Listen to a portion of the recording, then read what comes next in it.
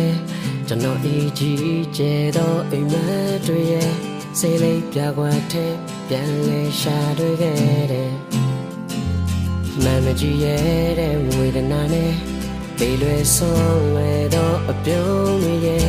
ပြန်ရဖို့လိုက်ရှာမျက်နှာဖုံးလိုက်နေကြတယ်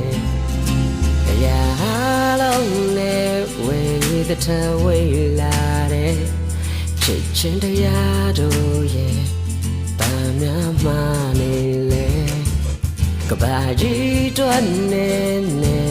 တော့အာနာရဲ့ပင်လေးငါခန္ဓာအတွက်ပူလီလာရတယ်ပင်မရင်ရှင်နိုင်နဲ့ငါလည်းတနေ့တော့ပြောက်ွယ်မယ်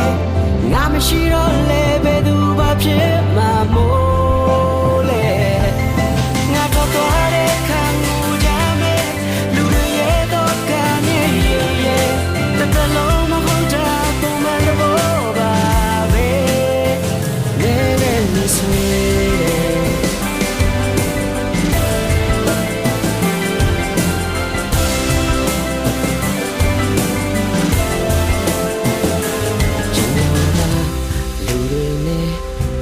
ပြည်တဲ့တော်မှန်ကိုသိပါတယ်အိမ်ကခွေးလေးနဲ့အနေနေတာကြားလို့ဖြစ်မယ်ကြောင်မရှိပဲကြောင်လာရှာတဲ့လူတွေနဲ့ဆုံးတွေ့ချိန်တိုင်းလေသူတို့မတွေ့တဲ့အခါကျွန်တော်ပါကြောင်ပြောက်ဖြစ်တယ်